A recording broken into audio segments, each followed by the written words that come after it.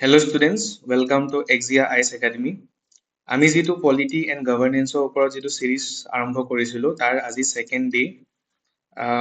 Already মই কালি কৈছিলোঁৱে যে আপোনালোকক যদি এই ক্লাছটোৰ MCQ লাগে তেতিয়াহ'লে আপোনালোকে এই QR কোডটো স্কেন কৰি পেলাই আমাৰ যিটো গ্ৰুপ আছে তাত জইন কৰিব। তাত আপোনালোকে ইয়াৰ MCQ বিলাক পাই যাব আৰু এই ক্লাছটোৰ PDF ডেছক্ৰিপশ্যন লিংকত ইয়াৰ লিংক দি থোৱা আছে, লগতে কমেণ্ট ছেকশ্যনতো ইয়াৰ লিংক দি থোৱা আছে, তাত আপোনালোকে গৈ পেলাই ইয়াৰ PDFটো ডাউনলোড কৰিব পাৰিব।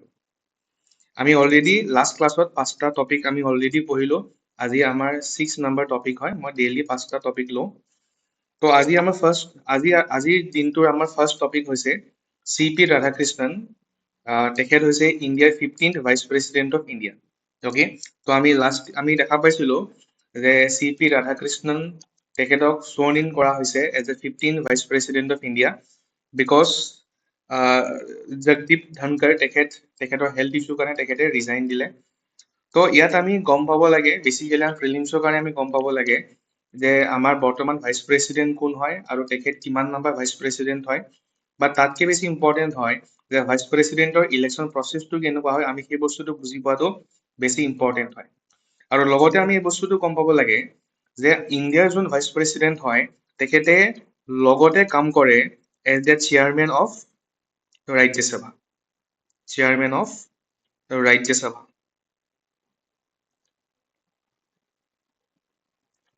অ'কে, তো যদি মই election process of vice president চাবলৈ যাওঁ, তো ফাৰ্ষ্ট যদি মই চাওঁ আৰ্টিকল 66 ইম্পৰ্টেণ্ট হয় because it deals with election of the vice president. আৰু আৰ্টিকল 66তে কোৱা হৈছে যে ভাইচ প্ৰেচিডেণ্টৰ ইলেকশ্যনত কোনে কোনে পাৰ্টিচিপেট কৰে। ভাইচ প্ৰেচিডেণ্টৰ ইলেকশ্যনত কোনে ভোট দিয়ে? ভোট দিয়ে by the members of both the houses of parliament. মানে যেতিয়া members of both the houses of parliament বুলি কোৱা হৈছে, it includes both elected members as well as both nominated members of both Lok Sabha as well as Rajya Sabha. আৰু এই vice প্ৰেচিডেণ্টৰ ইলেকশ্যনত state লেজিছলেচাৰে কোনো participation নকৰে। আমি দেখা পাইছিলো যে ষ্টেট লেজিছলেটিভ এছেম্বলিৰ যিখিনি ইলেক্টেড মেম্বাৰ আছিলে তেখেতসকলে পাৰ্টিচিপেশ্যন কৰিছিলে ইন প্ৰেচিডেঞ্চিয়েল ইলেকশ্যন। বাট আমি এই বস্তুটো ধ্যান ৰাখিব লাগিব যে ভাইচ প্ৰেচিডেণ্টৰ ইলেকশ্যনত সেই ষ্টেট লেজিছলেচাৰৰ যিখিনি MLA আছিলে সেই MLA বিলাকে পাৰ্টিচিপেট নকৰে। ঠিক আছে, নেক্সট যদি আমি চাবলৈ যাওঁ যে ইলেকশ্যন প্ৰচেছটো কেনেকুৱা হয়, মেথডটো কেনেকুৱা হয়। ইলেকশ্যন মেথডটো হৈছে প্ৰপৰ্চনেল ৰিপ্ৰেজেণ্টেশ্যন বাই ছিংগল ট্ৰেন্সফাৰেবল ভোট, আৰু এই গোটেই ভোটিংটো হয় বাই চিক্ৰেট বেলট চিষ্টেম।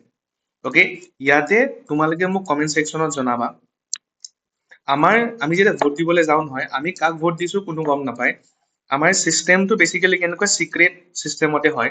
বাট ইণ্ডিয়াত তেনেকুৱা কিবা ইলেকশ্যন আছে নেকি যিটো ইলেকশ্যন অপেন বেলট চিষ্টেমত হয়? অপেন বেলট চিষ্টেমত হয়, এনেকুৱা কিবা ইলেকশ্যন আছে নেকি? তোমালোকে মোক কমেণ্ট ছেকশ্যনত জনাবা, তাৰ এনচাৰ মই তেতিয়া দি দিম। ঠিক আছে, লগতে যদি মই চাবলৈ যাওঁ যে যদি বাই চান্স এজন আমাৰ ভাইচ প্ৰেচিডেণ্ট আছে, ধৰি লওক এনেকুৱা হৈ গ'ল, এজন চাপ'জ ভাইচ প্ৰেচিডেণ্ট আছিল, তেখেতৰ চাপ'জ টাৰ্মটো চলি গৈ আছে। চাপ'জ আজি বাই চান্স ভেকেঞ্চি আহি গ'ল in the office of vice president. আৰু ভেকেঞ্চি কিয় আহিব পাৰে? মে বি ভাইচ প্ৰেচিডেণ্টৰ ডেথ হ'ব পাৰে, ভাইচ প্ৰেচিডেণ্টে ৰেজিগনেশ্যন দিব পাৰে, ভাইচ প্ৰেচিডেণ্টৰ ৰিমুভেল হ'ব পাৰে। অ'কে, তো যিকোনো প্ৰকাৰে যদি বাই চান্স ভাইচ প্ৰেচিডেণ্টৰ অফিচত ভেকেঞ্চি আহি যায়, তেতিয়াহ'লে কনষ্টিটিউশ্যনে কি কৈছে যে কিমান দিনৰ ভিতৰত আমি সেই ভেকেঞ্চিটো ফিল আপ কৰিব লাগিব। কনষ্টিটিউশ্যনে এটা টাইম পিৰিয়ড বান্ধি পেলাই দিয়া নাইকিয়া। কনষ্টিটিউশ্যনে কি কৈছে যে এজ চুন এজ পচিবল আমি সেই ভেকেঞ্চিটো ফিল আপ কৰিব লাগে। বাট আমি এই বস্তুটো মনত ৰাখিব লাগিব, কনষ্টিটিউশ্যনৰ লগতে এই বস্তুটো কৈছে যে যদি ভেকেঞ্চি আহে in the office of president, vice president নহয়, in the office of president, তেতিয়াহ'লে সেই ভেকেঞ্চি ফিল আপ কৰিব লাগিব within a maximum period of 6 months। Okay, but vice প্ৰেচিডেণ্টৰ কাৰণে সেই 6 months সময়টো দিয়া নাইকিয়া। তাত কি বুলি কোৱা হৈছে এজ চুন এজ পচিবল আমি ভেকেঞ্চি ফিল আপ কৰিব লাগে। আৰু যিজন নতুন ভাইচ প্ৰেচিডেণ্ট ইলেক্ট হৈ পেলাই আহিব, তেখেতে 5 বছৰ তেখেতে কণ্টিনিউ কৰিব from entering the office. Okay, তেখেতে ৰিমেইনিং টাৰ্ম কণ্টিনিউ নকৰে, একদম তেখেতে পুৰা ফ্ৰেছ 5 বছৰ তেখেতে কণ্টিনিউ কৰিব যোনদিনাখন তেখেতে অফিচত এণ্টাৰ কৰিছে।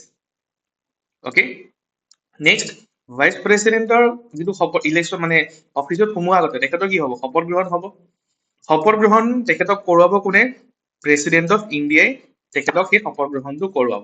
আৰু ভাইচ প্ৰেচিডেণ্টৰ শপত গ্ৰহণৰ কথা আৰ্টিকল 69ত এই বিষয়ে কোৱা হৈছে।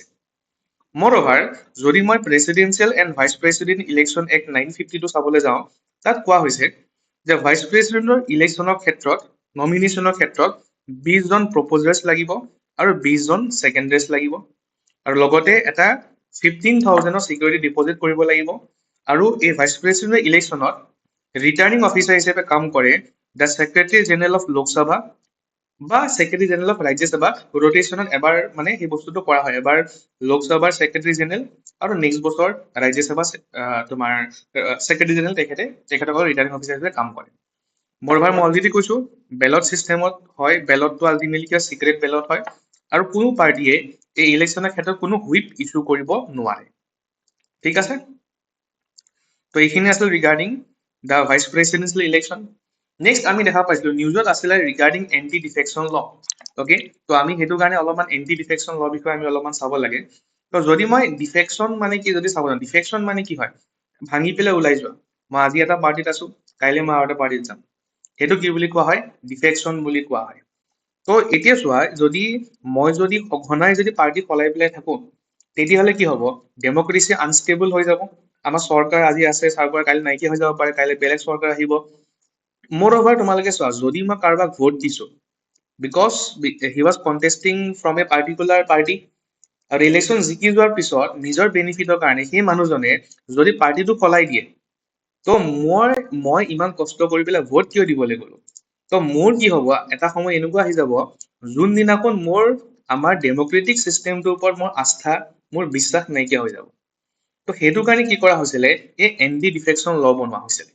অ'কে, আৰু এই এণ্টি ডিফেকশ্যন ল বনোৱা হৈছিলে ইন 1985, আৰু এই এণ্টি ডিফেকশ্যন ল আমাৰ কনষ্টিটিউশ্যনত সোমোৱা হৈছিলে বাই 52nd কনষ্টিটিউশ্যনেল এমেণ্ডমেণ্ট এক্ট 1985, আৰু 10 শ্বেডিউলত এই এণ্টি ডিফেকশ্যন লৰ বিষয়ে ডিটেইলছত ভালদৰে কোৱা হৈছে।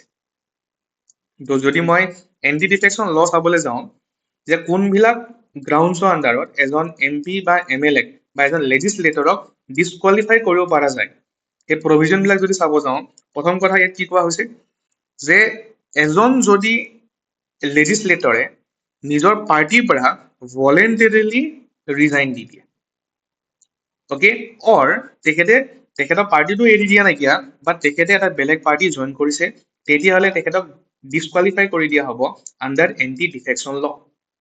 মোৰঅভাৰ ছেকেণ্ড গ্ৰাউণ্ডটো কি হয়? হুইপ। এটা চোৱা, এটা শব্দ আছে হুইপ। হুইপ মানে বেচিকেলি কেনেকুৱা হয়? এটা অৰ্ডাৰ, ডাইৰেকশ্যন। অ'কে, আমি যে দেখা পাওঁ ন হুইপ, যে চাবুকডাল যে ইউজ কৰে যে কেতিয়াবা এনিমেলছক কণ্ট্ৰল কৰিবৰ কাৰণে, সেইডালকো হুইপ বুলি কোৱা হয়। তো সেইডাল মানে কি হয়? যে সেই জন্তুটো কণ্ট্ৰল কৰিবৰ কাৰণে এটা অৰ্ডাৰ দিয়া হৈছে। তো ইয়াতো হুইপ মানে বেচিকেলি কি হয়? অৰ্ডাৰ হয়। তো যদি মোৰ পাৰ্টিয়ে মোক কিবা এটা অৰ্ডাৰ দিছিলে, আৰু মই চাপ'জ ধৰি লওক মানে ভোটিং ৰিগাৰ্ডিং মোক কিছুমান চাপ'জ অৰ্ডাৰ দিছিলে, আৰু মই চাপ'জ কি কৰিলো, যোনদিনাখন ভোট দিবলৈ আছিলে সেইদিনাখন মই ভোট দিবলৈকে নগলো, অৰ মই ভোট দিছো, বাট মই কি কৰিছো, যিটো মোক অৰ্ডাৰ দিছিলে, যিটো মোক হুইপ ইছ্যু কৰা হৈছিলে, সেই হুইপৰ এগেইনষ্টত মই ভোট দিছো। মানে চিম্পল ভাষাত ক'ব গ'লে কি হয়, যে যদি মই মোৰ পাৰ্টি হুইপ যদি মই ডিছঅবে কৰো, আৰু মোৰ পাৰ্টিয়ে উইদিন 15 days মোক মাফ কৰি পেলাই দিয়া হোৱা নাইকিয়া, তেতিয়াহ'লে মোক কি কৰা হ'ব? ডিছকুৱালিফাই কৰি দিয়া হ'ব। থাৰ্ড পইণ্টটো কেনেকুৱা হয়, যে যদি এজন ইণ্ডিপেণ্ডেণ্ট MP বা MLA বা এজন ইণ্ডিপেণ্ডেণ্ট লেজিছলেটৰে যদি ইলেকশ্যন জিকি যোৱাৰ পিছত তেখেতে কোনোবা এটা পাৰ্টি জইন কৰে, তেতিয়াহ'লেও তেখেতক কি কৰা হ'ব? ডিছকুৱালিফাই কৰি দিয়া হ'ব। এজন নমিনেটেড মেম্বাৰে চাপ'জ আজি নমিনেশ্যন হৈছে, নমিনেশ্যন হোৱাৰ 6 মাহ হৈ গ'ল, 6 মাহ হৈ গ'ল, এই 6 মাহৰ পিছত তেখেতে যদি কোনোবা এটা পাৰ্টি জইন কৰে, তেতিয়াহ'লেও তেখেতক কি কৰা হ'ব? ডিছকুৱালিফাই কৰি দিয়া হ'ব। যদি এই 6 মান্থছৰ ভিতৰত যদি কোনোবা এজন লেজিছলেটৰে যদি নিজৰ কোনোবা এটা পাৰ্টি জইন কৰে, তেতিয়াহ'লে কিন্তু তেখেতসকলক ডিছকুৱালিফাই কৰা নহয়। বাট এই 6 মাহৰ পিছত যদি এটা পাৰ্টি জইন কৰে, তেতিয়াহ'লে কিন্তু ডিছকুৱালিফাই কৰা হ'ব। অ'কে, ইয়াত কিছুমান এক্সেপশ্যনছো আছে, বিকজ আমি ৰিচেণ্টলিও দেখা পাইছো যে আম আদমি পাৰ্টিৰ পৰা MP বিজেপি জইন কৰিছে, তো ইয়াতে কিছুমান এক্সেপশ্যনছ কেনেকুৱা হৈ যায় প্ৰথম কথা যে যদি মই এজন সিংগল মানুহ বা দুজন মানুহ যদি মই এটা পাৰ্টিৰ পৰা যদি মই এটা বেলেগ পাৰ্টি জইন কৰো তেতিয়াহ'লে আল্টিমেটলি ডিছকুৱালিফাই কৰি দিয়া হ'ব বাট যদি এটা পাৰ্টি যদি 2/3 মেম্বাৰ্ছ ওকে যদি এটা পাৰ্টি যদি 2/3 মেম্বাৰ্ছে যদি এটা বেলেগ পাৰ্টি জইন কৰে তেতিয়াহ'লে এটা মেম্বাৰ মানে I am talking about legislator okay কোনোবা যদি MP MLA নহয় তেতিয়াহ'লে কিন্তু সিহঁতৰ ওপৰত সেই এণ্টি ডিফেকশ্যন ল এপ্লাই নহয় মানে মই মোৰ ওপৰত যদি এণ্টি ডিফেকশ্যন ল এপ্লাই হ'ব লাগে মই লোকসভা ৰাজ্যসভাৰ মেম্বাৰ হ'ব লাগিব নহ'লে ষ্টেট লেজিছলেটিভ এছেম্বলি মেম্বাৰ হ'ব লাগিব নহ'লে মই ষ্টেট লেজিছলেটিভ কাউন্সিল মেম্বাৰ হ'ব লাগিব ওকে তো ইয়াতে যেতিয়া মই মেম্বাৰ শব্দটো কৈ আছো মেম্বাৰ মানে পাৰ্টিৰ মেম্বাৰ নহয় এই মেম্বাৰ মানে মই কৈছো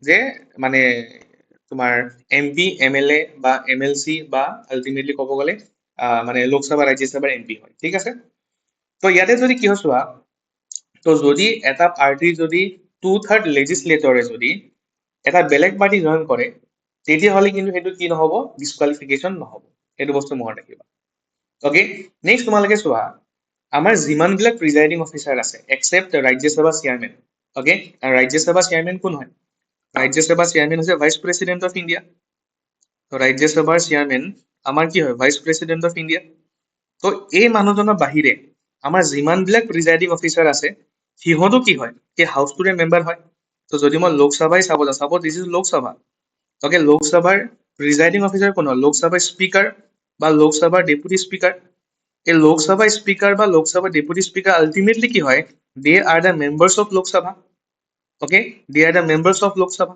হয় নহয় ওকে তো তেনেকুৱা মানুহৰ কথা মই কৈছো ওকে মানে আমাৰ যিমানবিলাক প্ৰিজাইডিং অফিচাৰ আছে এক্সেপ্ট ৰাজ্যসভা চেয়াৰমেন প্ৰত্যেকজন প্ৰিজাইডিং অফিচাৰে আল্টিমেটলি কি হয় সেই হাউচটোৰে মেম্বাৰ হয় তো তেনেকুৱা মানুহৰ কথা ইয়াত কোৱা হৈছে ওকে যেতিয়া প্ৰিজাইডিং অফিচাৰ বুলি কোৱা হৈছে তেনেকুৱা মানুহৰ কথা কোৱা হৈছে তো ইয়াতে যদি এজন প্ৰিজাইডিং অফিচাৰে তেখেতে প্ৰিজাইডিং অফিচাৰ হোৱাৰ পিছত যদি তেখেতে নিজৰ পাৰ্টিৰ পৰা তেখেতে ৰেজিগনেশ্যন দি দিয়ে আৰু তেখেতে কোনো পাৰ্টি জইন নকৰে তেখেতসকলক কিন্তু ডিছকুৱালিফাই কৰা নহয় ওকে চাপ'জ এজন মানুহ এটা পাৰ্টি এক্সৰ আছিলে চাপ'জ তেখেতে কি কৰিলে এই পাৰ্টি এক্সৰ পৰা তেখেতে চাপ'জ ৰিজাইন দি দিলে ওকে বাট তথাপিও তেখেতক কি কৰা নহ'ব ডিছকুৱালিফাই কৰা নহ'ব ওকে চাপ'জ এজন মানুহ এটা বেলেগ কোনো পাৰ্টিত নাইকিয়া তেখেতে ভাবিছে কেইদিনমানৰ পিছত তেখেতে ভাবিছে যে তেখেতে আকৌ এক্স ৰিজইন কৰিব পাৰিব সেইটো কৰিব পাৰিব তেখেতে তাৰ কাৰণে তেখেতে প্ৰিজাইডিং অফিচাৰ পষ্টটো এৰি দিব লাগিব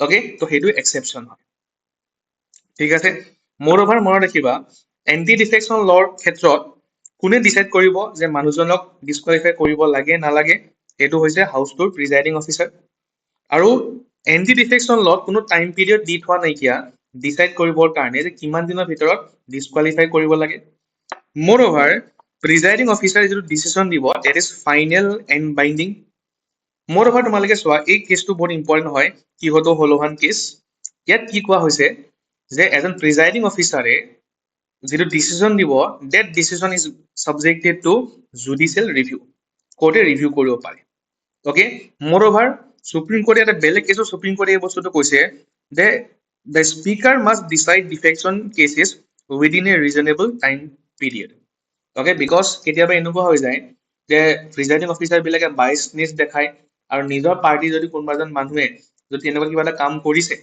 তো সেই বস্তুটো পেণ্ডিং কৰি থৈ দিয়ে তো সেইটো কাৰণে সুপ্ৰিম কোৰ্টে কৈছে যে স্পীকাৰে এটা ৰিজনেবল টাইম পিৰিয়ডৰ ভিতৰত প্ৰিফাৰেবলি উইদিন 3 months এণ্টি ডিফেকশ্যনৰ যিখিনি কেছেছ আছে সেইবিলাক মানে ডিচাইড কৰিব লাগে ঠিক আছে তো এইখিনি আছিল আমাৰ ৰিগাৰ্ডিং এণ্টি ডিফেকশ্যন ল আমাৰ নেক্সট টপিকটো আজি হৈছে পঞ্চায়ত এডভান্সমেণ্ট ইণ্ডেক্স ওকে তো ইয়াত নিউজটো এইটো হয় যে first panchayat advancement index publish কৰা হৈছে ফৰ দ্য ইয়াৰ 22-23 আৰু যদি মই ডাটাটো চাবলৈ যাওঁ ইয়াত কেনেকুৱা হৈছে যে কোনো মানে ইয়াত বেচিকেলি তোমালোকে চোৱা কেনেকৈ হয় ইয়াত কি কৰা হয় ইয়াত কেটেগৰাইজ কৰা হয় পঞ্চায়ত বিলাকক কিছুমানক এচিভাৰ বুলি কোৱা হয় কিছুমানক ফ্ৰণ্ট ৰানাৰ বুলি কোৱা হয় মানে কেটেগৰাইজ কৰা হয় কিছুমানে কেটেগৰাইজ কৰা হয় under performer aspirant beginners front runner achiever তো ইয়াত আমি কি দেখা পাইছো যে কোনো পঞ্চায়তে কোৱালিফাই কৰা নাই এজ এন এচিভাৰ 0.3%ক ক্লাছিফাই কৰা হৈছে এজ ফ্ৰণ্ট ৰানাৰ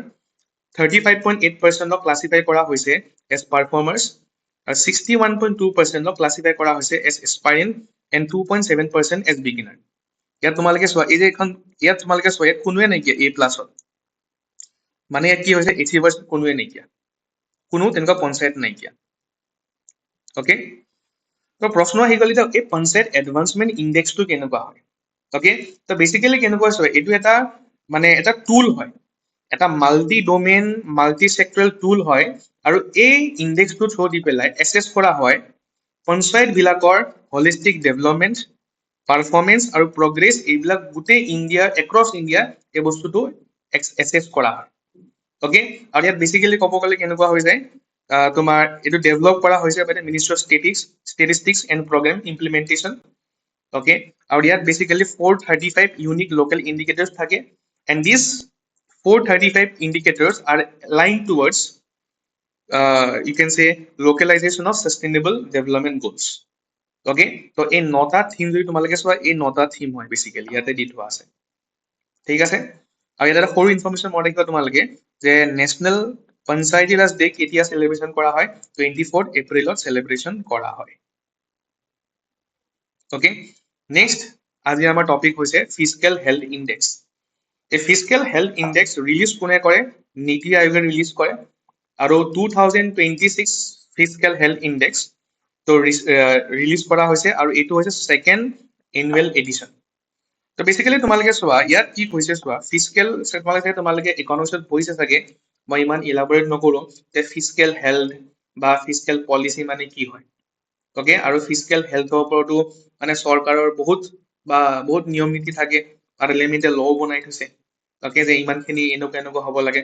তো বেচিকেলি তোমালোকে চোৱা এতিয়া এইটো ফিজিকেল হেল্থ ইণ্ডেক্স আছে, তো এই ইণ্ডেক্সটো দি পেলাই কি মেজাৰ কৰা হয়, ফিজিকেল পাৰফৰ্মেন্স মেজাৰ কৰা হয় of the 18 major Indian states plus 10 north eastern and Himalayan states. তো বেচিকেলি চোৱা ইয়াত বেচিকেলি কি ইভালুৱেট কৰা হয় যে ষ্টেটছ বিলাকৰ ফিজিকেল চাউণ্ডনেছ ইভালুৱেট কৰা হয়। অ'কে, আৰু লগতে যেতিয়া আমি ফিজিকেল চাউণ্ডনেছটো আমি গম পাইছো, তো ৰিফৰ্মেশ্যন আনিবৰ কাৰণে এই ইণ্ডেক্সটোৱে সহায় কৰিব, কি ষ্টেপ ল'ব লাগে, যে বেয়া ফিজিকেল হেল্থ হৈছে কি ষ্টেপ ল'ব লাগে, তো সেইবিলাক অলপমান ইজি হৈ যাব, গাইড কৰিব।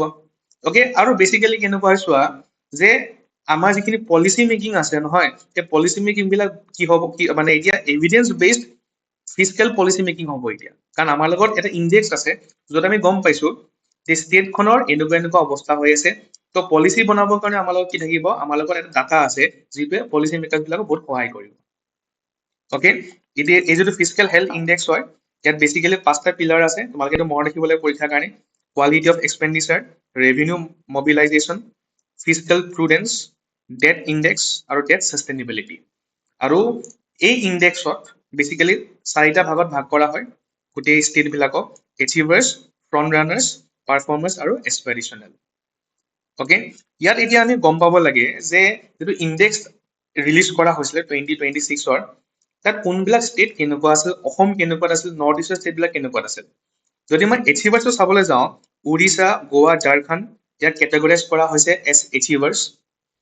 কৰ্ণাটকা, তেলেংগানা মানে আগতে ফ্ৰণ্ট ৰানাৰ আছিলে, পাৰফৰ্মাৰ্ছ হৈ গৈছে।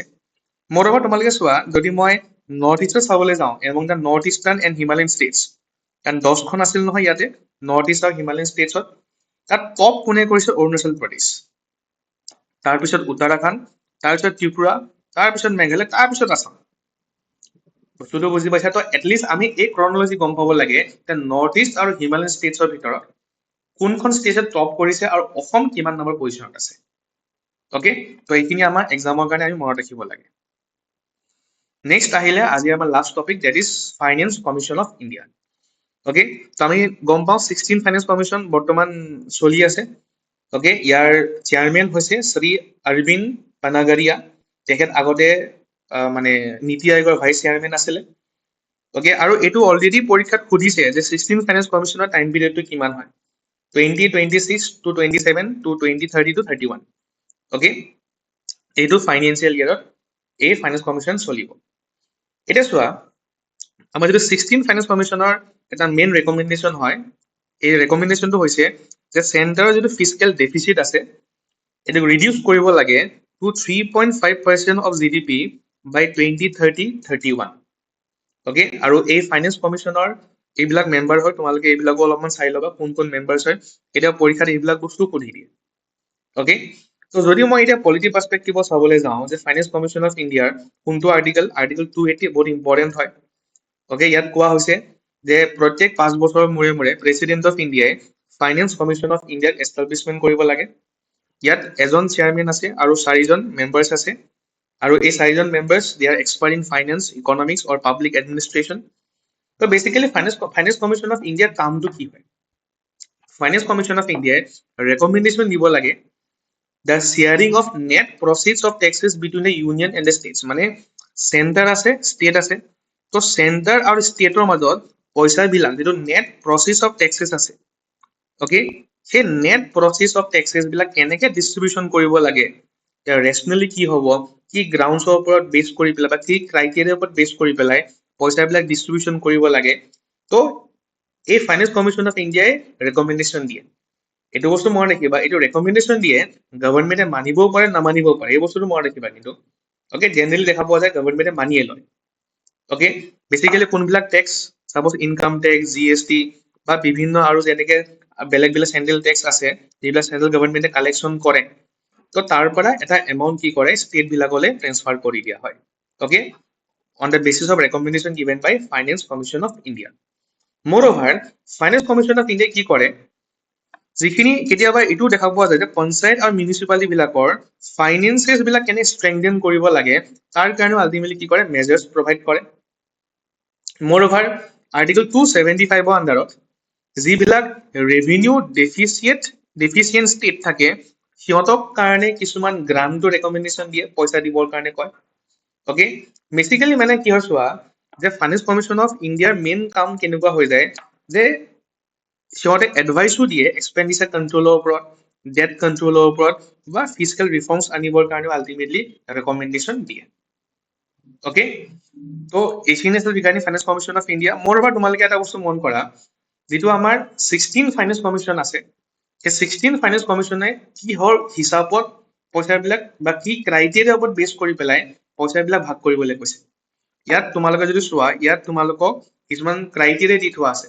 ধৰি লওক অসমক 10 টকা দিব লাগে মেঘালয়ক 5 টকা দিব লাগে তো কি হিচাপত দিও তো কিবাটো এটা হিচাপ লাগিব ন কিবাটো ক্ৰাইটেৰিয়া লাগিব এইবিলাক ক্ৰাইটেৰিয়া ওকে ধৰি লওক 100 টকা দিয়া হৈছে 100 টকাৰ ভিতৰত ইনকাম ডিস্টেন্সৰ ওপৰত বেছ কৰি পেলাই কিমান টকা দিয়া হ'ব 42.5% এমাউন্ট দিব লাগিব পপুলেশ্যনৰ ওপৰত বেছ পপুলেশ্যন ক্ৰাইটেৰিয়া হ'ব 17.5% এনেকে দি থোৱা আছে তো ইয়াত তোমালোকে মন কৰিবা যে কোনটো ক্ৰাইটেৰিয়াক বেছি ৱেটেজ দিয়া হৈছে হেতু হৈছে তোমাৰ ইনকাম ডিস্টেন্স হেতু মনত ৰাখিব লাগে বস্তুটো বুজি পাইছা তোমালোকে ওকে তো এইখিনি আছিল আজিৰ কাৰণে আমাৰ পাঁচটা টপিক আৰু তোমালোকক মই আকৌ কৈছো যদি তোমালোকক ইয়াৰ পিডিএফ টো লাগে ইয়াৰ কমেন্ট সেকশনত আৰু ডেসক্ৰিপশনত ইয়াৰ লিংকটো দি থোৱা আছে তাৰ পৰা তোমালোকে ডাউনলোড কৰি ল'ব পাৰিবা আৰু ইয়াৰ যদি যিখিনি এই পাঁচটা টপিকৰ যদি তোমালোকৰ ফ্ৰী এমসিকিউজ লাগে তোমালোকে আমাৰ হোৱাটছএপ গ্ৰুপ জয়েন কৰি ল'বা এই হোৱাটছএপ গ্ৰুপ জয়েন কৰিবৰ কাৰণে তোমালোকে এই যেটো কিউআৰ কোড দি থোৱা আছে স্ক্যান কৰি ল'লে হৈ গ'ল